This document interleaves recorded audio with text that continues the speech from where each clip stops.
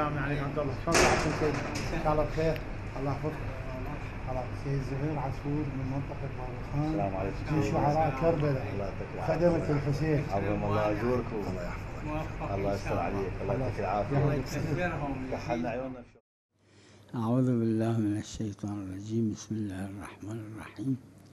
شکی نیست इसमें शक नहीं है कि पैगंबर अकरम सल्लल्लाहु अलैहि वसल्लम सबसे पहले आमिल हैं कुरान पे और सबसे बेहतरीन आमिल हैं कुरान पे।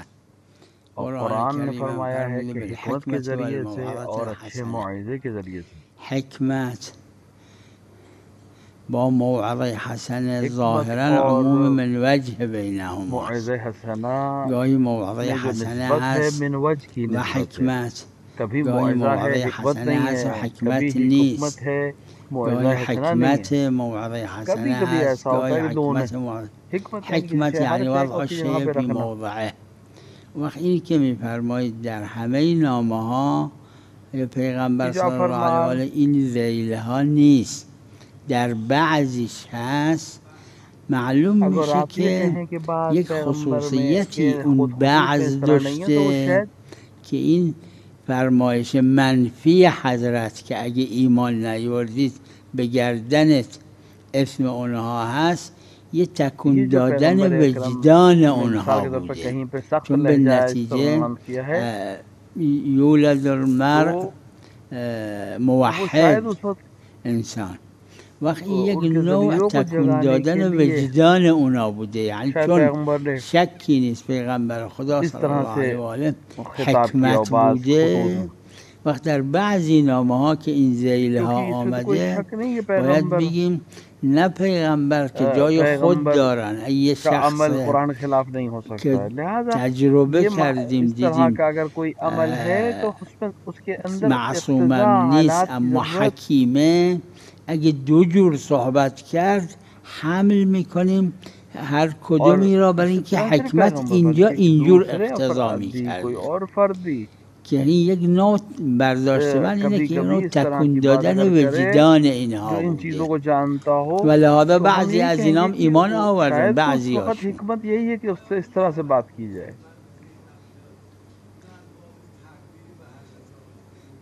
میفرمایید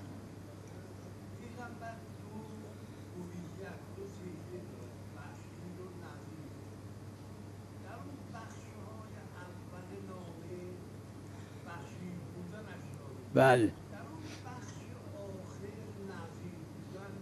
بله بله بله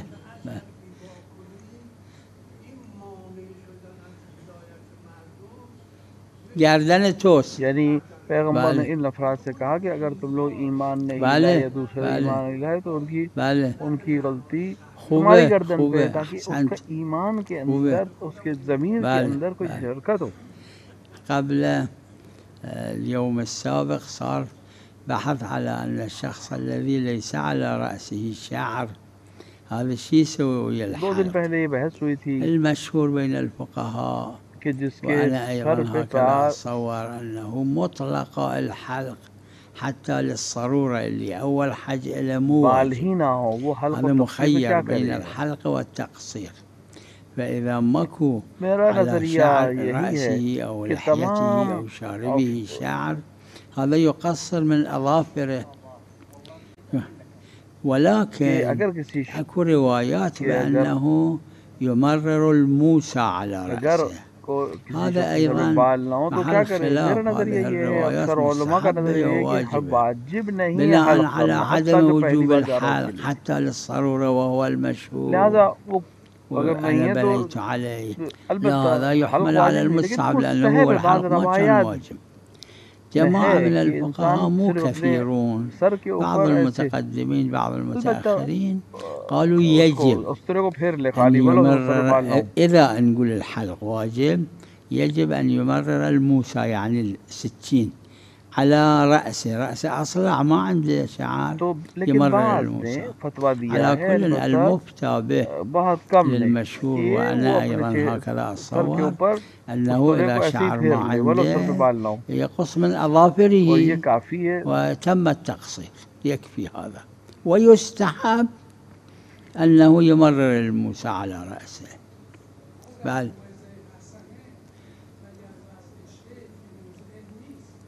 چرا؟ ها آخه یه جاهایی موعظه حسنه عرض کردم به عموم من وجهه، یعنی یه جاهایی هست موعظه حسنه مفید نیست و حکمت، یعنی وضع الشیء فی موضعه اقتضا میکنه که نه تندی بکنه. آها نه صلاح اثر نمیکنه و باید تندی بکنه، چون مراتب امر به معروف اینه که اول با نرمی بگه، اگر فایده نکرد با تندی. یک کسی داره یه آدمی از بالا پرت میکنه که بکشته بندازه، یه آدم معصوم، موعظه اگه فایده نکرد باید حکمت اقتضا میکنه که دستشو بگیره نذاره این کارو بکنه. یا یک کسی، این مثال رو بعضی بزرگان زدن، یک کسی عقب داره میره، داره پرت میشه از کوه اما متوجه هم نی، این اگر موعظه بخواد بکنه تا بخواد موعظه رو این بگیره و افتاده از اونجا، این باید محکم بزنه به پشتش پرتش کنه اونور تا نیفته پایین. اینجا موعظه حسنه فایده نداره، یعنی جاها فرق میکنه، لحاظا هر دوش یه جا جای اینه یه جا جای اون. نعم ای في كل شيء كل شيء إطلاق أكو يولا. شوفوا من الناحية العلمية خلاص خلاص. السؤال هنا عندما عندما زوج السيدة زهراء سلام الله عليها من أمير المؤمنين كان أمر إلهي. أي وعند ربيبات اثنين زوجهم من فلان. أي ذاك شنو هم أمر إلهي؟ بلا شك بلا شك كل ما صدر عن رسول الله صلى الله عليه وسلم من قول أو عمل أو تقرير هو عن الله عز وجل، لأن النطق ما له خصوصية وما ينطق عن الهوى، أعماله أيضا هكذا وتقريراته. نعم نعم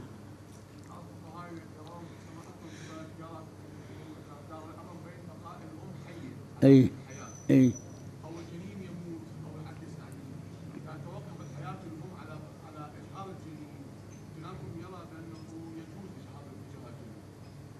شنو وجه التفاضل انه تقدم حياه الام؟ الوجه ارتكاز المتشرع. شوفوا فالدليل عندنا اللي كبرى هذا الدليل متفق عليه بين جميع الفقهاء، يعني ارتكاز المتشرع حجة دليل عند المتقدمين والمتأخرين جميعا، حتى الذين مثل صاحب المدارك المحقق الأردبيلي وبعض المتأخرين عنهما والشهيدين أحيانا اللي لا يعتقدون بالشهرة وأمثال ذلك، أما ارتكاز المتشرع يرونه حجة. الظاهر أنه المتدينين المتشرعة مو فقط الفقهاء، فقهاء وغير فقهاء، إذا نقول لهم الآن هذا الجنين في حالة عنده اللي إذا من اسقطه الأم تموت والجنين يبقى، جنين يبقى والأم تموت، لا المتشرع يرون أن حياة الأم أهم من حياة الجنين. ها؟ اي شنو؟ اي لا تزاحم جناب السيد تفضل. ليش حياة الأم أهم؟ أقول ارتكاز المتشرع ظاهرا الصغرى لا مو العقلاء، عقلاء متشرع दुनिया चली जाएगी तो वहाँ यही हुक्म है कि बच्चे को साखित कर दें ताकि बच्ची रहे उसकी। तो ارتكاز المتشرع يعني المتدينين مو عقلاء حتى اللي مو مسلمين उस जनीन से لا نص خاص ماكو. ولذا صاحب العروة رضوان الله عليه وبعض آخر ما يخالفون هذا، يقولون لا لا يسوي. सब ने नहीं, लेकिन बहुत से उलमा ने इसको कबूल किया। إذا دار الأمر بين موتهما وموت أحدهما هذا لا إشكال في أن موتهما أسوأ من موت إحداهما الجنين والأم. أما إذا دار الأمر بين موت الجنين يعني إماتة الجنين أي لبقاء حياة الأم أو نترك الأمر حتى الأم تموت والجنين يبقى حي. الكلام هنا إذا هالشيء دار أنا أقول جماعة هم قالوا ومنهم المرحوم السيد الأخ أيضا رضوان الله عليه وببالي مو أكيدا أما الوالد رحمه الله أيضا هكذا كان يقول بأن حياة الأم أهم من حياة الجنين وإن كان كلاهما نفس ولو نفس होने के लिहाज से दोनों बराबर بلي نعم أي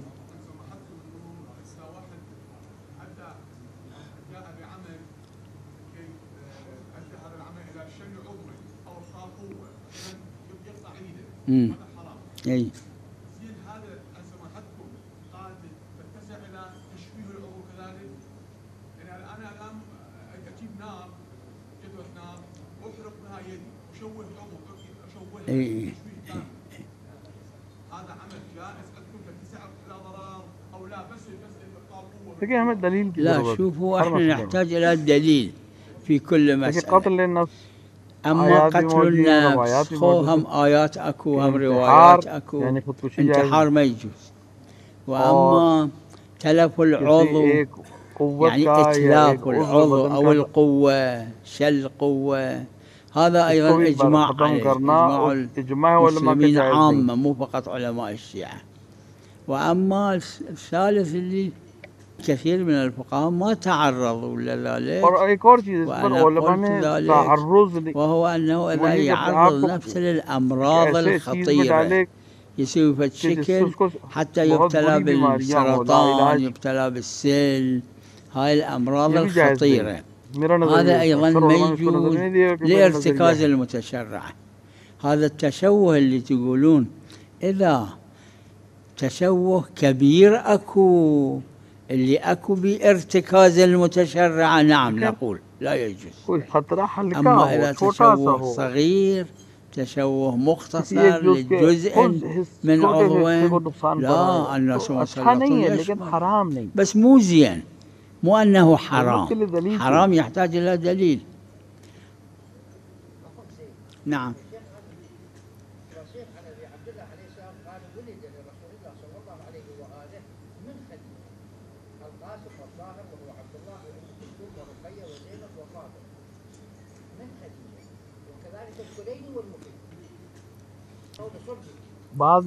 وبعضهم خلاف ذلك قال هذا مو مسلم يعني مو متفق عليه. أنا ما أدري يعني أنا ما أبت في هذا المطلب أنهم من خديجة رضوان الله عليها أو لا بل أكو قول هالشكل وأكو قول هالشكل. نعم بعض ने एक कौल कबूल किया بعض ने दूसरे कौल कबूल किया.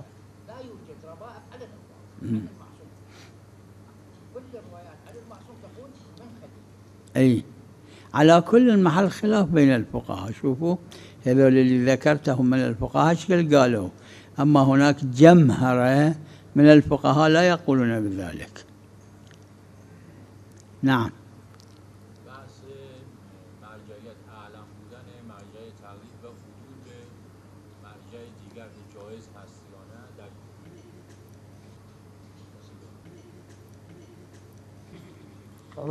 اگر دو تا مرجع تقلید بودن هر دوشون در همه چیز مساویان و هر دو عادل بودن اجتهاد مطلق داشتن فقط یکی یقینا اعلم از اون دیگری عالم‌تره.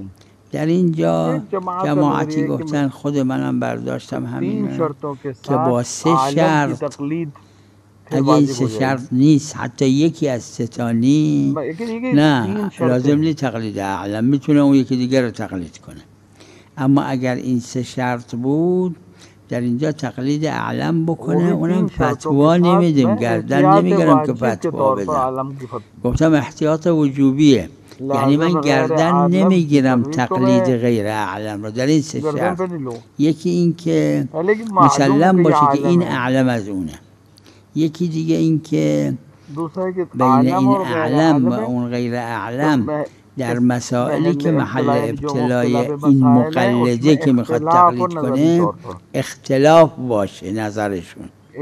یه وقت در مسائلی که محل ابتلای مقلده اختلاف ندارن، نه تقلید غیر اعلم اشکال نداره، لازم نیست الا اعلم تقلید کنه. سیوم اینه که فتوای غیر اعلم موافق احتیاط نباشه، اما اگر یقینا زید اعلم از عمر یقینا و بین زید و عمر اختلاف در فتاوات در مسائل حج، این مقلدم داره حج میخواد بره، اما فتواهای غیر اعلم موافقه با احتیاط. در اینجا واجب نیست تقلید اعلم بکنه، میتونه تقلید اون غیر اعلم. اگه این سه شرط بود وقت تقلید اعلم بازم من فتوا نمیدم. خود صاحب عروه و خیلی از فقها فتوا ندادن، گفتن احتیاط واجب. احتیاط واجب معناش اینه که مجتهد میگه من گردن نمیگیرم که بگم فتوای غیر اعلم هم حجت در اینجا ها.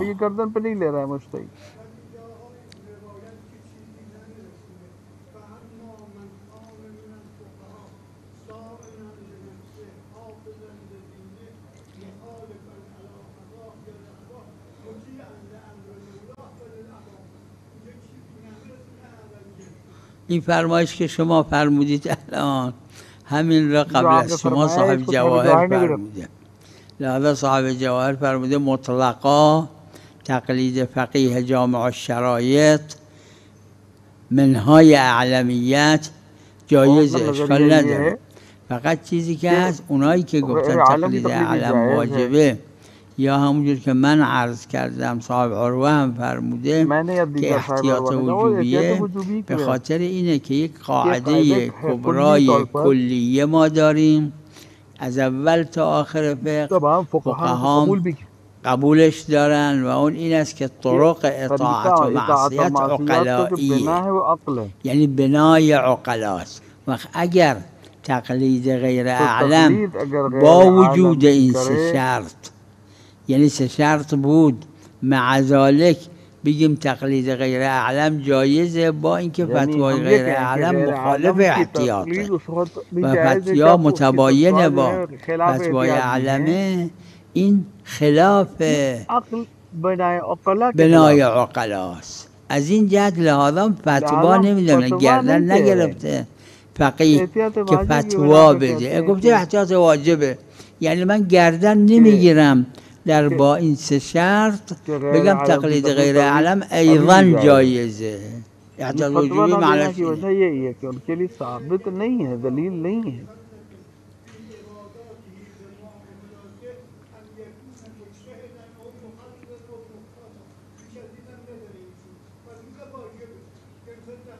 و خود ایشون تو همونجا چند تا مسئله بعد گفته یجب تقلید الاعلمه علی الاحواط، یعنی احتیاط وجوبی. عرض کردم نه فتوانی معناش اینه که فقیه میگه من روز قیامت اگه تو رفتی تقلید غیر اعلم کردی و این غیر اعلم فتواش مباینه با احتیاط بود، من جوابگو ازت نیستم. که میگه من گردن نمیگیرم که بگم تقلید غیر اعلم در این جور جایزه. نعم. و علیکم السلام. اهلا و سهلا. سلامی دعائی لهم جمیعا.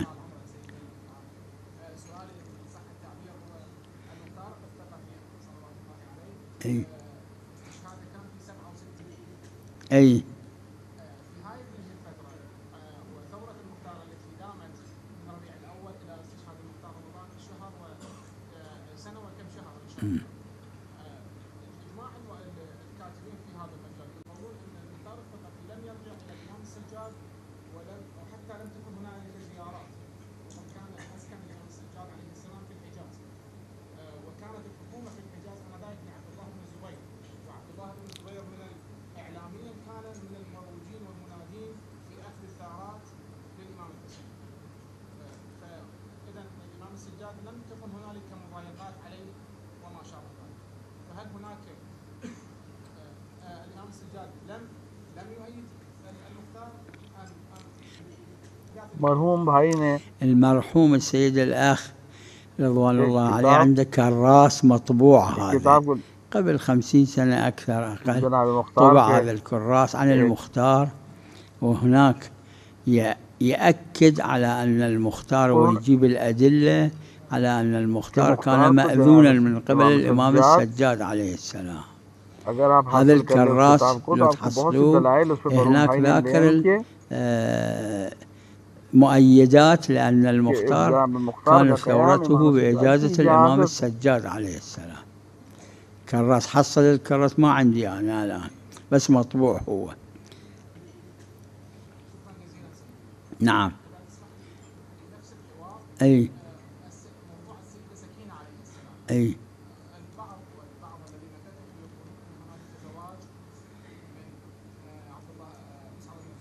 أي أي.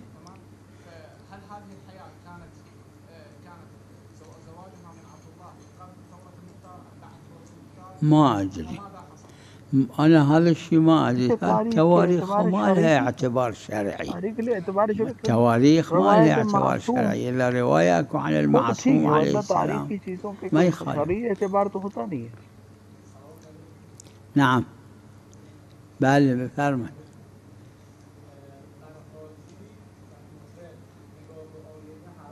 چی؟ بله بله. چی؟ نه چرا؟ هر چیزی که دوربینی که مثل آینه است توش نگاه میکنه که ببینه مثلا موی سرش، چشمش، اینا نه جایز نیست، دلیل خاص داره. وقت آینه خصوصیت نداره. اگر حتی مثلا یک صفحه‌ای هست که مثل آینه است، نه اونم جایز نیست. نعم. وعليكم السلام. أهلا وسهلا. سلام الله عليها. أهلا وسهلا. الجميع إن شاء الله. سلام الله عليها. نشكركم على هذه الدعوة، وإن شاء الله الانطلاقة ستكون يوم غد إلى حرم مولاي علي بن موسى رضا. ونسأل الله الصحة. سلام الله عليه. بركة محمد وآله. اللهم صل على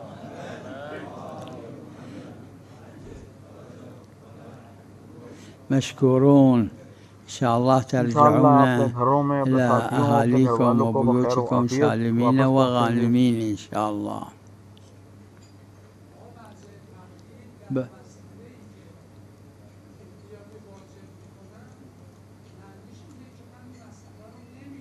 بله همین، یعنی میگه اگر در اینجور جا تقلید اعلم کردید من روز قیامت جوابگو هستم، اما در همین جور جا اگه تقلید غیر اعلم کردید چون نمیدونم گردن نمیگیرم. هر جا همینه، همین نمیدونه، لحاظا میگه اون قسمتش که نمیدونم گردن نمیگیرم. یعنی مستحب؟ نه احتیاط مستحب یعنی گردن میگیرم که مستحب نه واجب. همین این اصطلاحه، کلمه احتیاطی اصطلاحیه بین فقها، یعنی من این را گردن نمیگیرم، من جوابگو نیستم.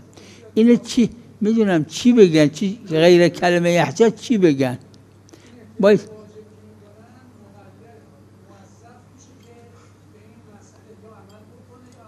نه اگر میخواد گردن این بذاره باید عمل کنه، مگه به یه فقیه دیگه مراجعه کنه؟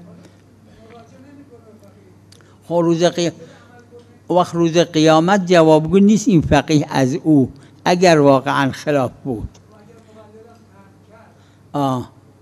همین روز قیامت گردن خود مقلده. اگر در اومد روز قیامت که این خلاف واقع بوده، وقت مرجع تقلید که اهل خبره است، اون اگه اشتباه بکنه اون معذوره.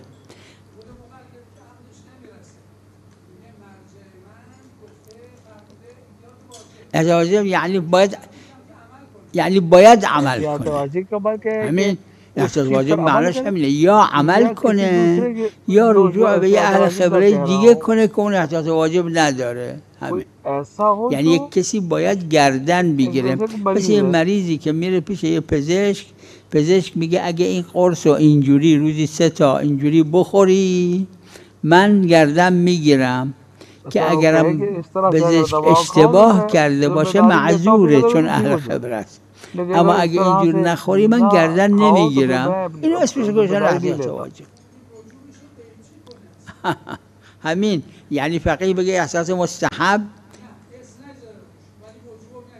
لحاظا ببینید تو کتب فقهی جواهر و اینا میگن الاحتیاط المطلق، به جای کلمه واجب میگن مطلق. واجب یعنی مطلق کہتے تھے، احتیاط مطلق کہتے تھے. یہ اصطلاحیں فقہا کی آپس میں.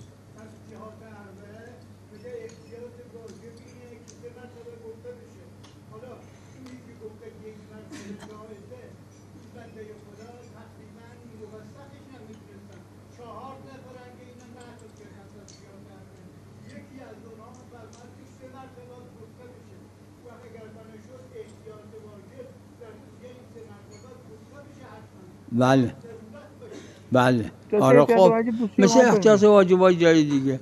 البته مشهور بین فقها تو ذهنم اینه که تسبیحات 4 یه دونه واجبه، 3 تا مستحبه.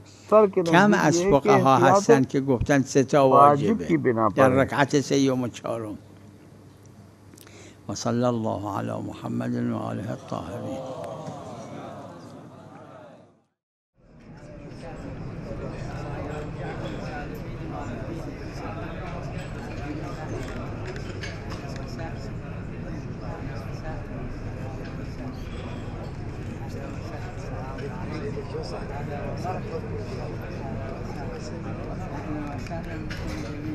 سلام علیکم. خیلی ممنون. این کتاب ختمای نامی این چیزی تانی خدا خیر.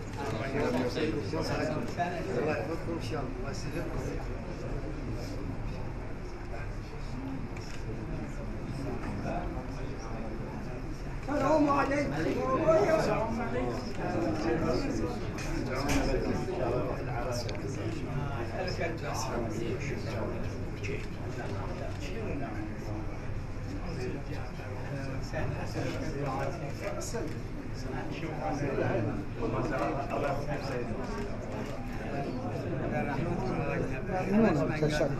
واقعا من محتاج دعای شما.